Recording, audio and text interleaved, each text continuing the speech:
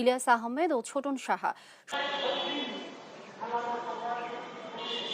ধন্যবাদ। ইলিয়াস আহমেদ ময়মনসিংহের যে নির্বাচনী সর্বশেষ যে পরিস্থিতি বলছিলেন, একই অবস্থা ভোলায়। আপনি জানেন যে ভোলায় ৩টি উপজেলা পরিষদের নির্বাচন অনুষ্ঠিত হবে। ভোলা সদর, বোরহানউদ্দিন এবং দৌলতখান উপজেলা নির্বাচন অনুষ্ঠিত হবে ২১শে মে দ্বিতীয় ধাপে, এবং আজকে মধ্যরাত্রি থেকে সেই নির্বাচনী প্রচারণা কিন্তু শেষ হয়ে যাচ্ছে। শেষ মুহূর্তে প্রার্থীরা কিন্তু এখনো ভোটারদের দ্বারে দ্বারে ঘুরছেন এবং ভোটারদের মন জয়ের চেষ্টা কিন্তু তারা করছেন। আমি রয়েছি ভোলা যে রিটার্নিং অফিসার কার্যালয়ের সামনে। এখান থেকে যে তথ্যটি আমরা জানতে পেরেছি যে এখানে ৩টি উপজেলায় কিন্তু ২৫২টি কিন্তু ভোট কেন্দ্র রয়েছে, এবং যার মধ্যে ১০৮টি কেন্দ্রকে ঝুঁকিপূর্ণ ঘোষণা করা হয়েছে, এবং এই নির্বাচনকে কেন্দ্র করে কিন্তু ৫ স্তরের নিরাপত্তা কিন্তু ব্যবস্থা জোরদার করা হয়েছে। একটু রিটার্নিং অফিসারকে লাইভে যুক্ত করতে চাইবো। শেষ মুহূর্তের আপনাদের প্রস্তুতি কেমন ভোট গ্রহণের লক্ষ্যে?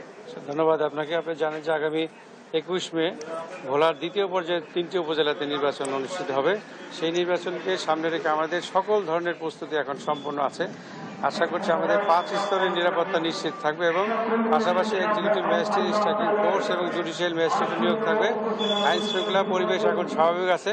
আজকে মধ্যরাত থেকে ভোটারের প্রচার প্রচারণা শেষ হচ্ছে। আশা করছি আমরা সুষ্ঠু এবং সুন্দরভাবে নির্বাচন সফল করতে পারবো।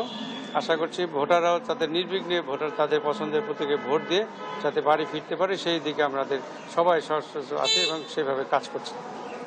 ধন্যবাদ।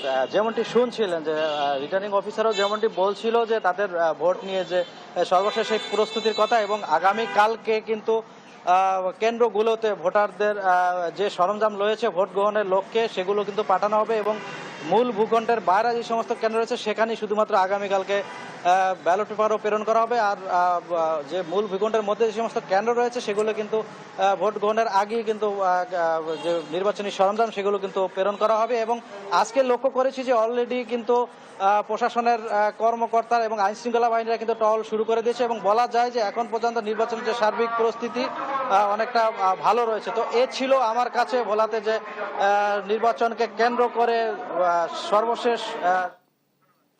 অসংখ্য ধন্যবাদ আপনাদের দুজনকে আমাদের সাথে যুক্ত হবার জন্য।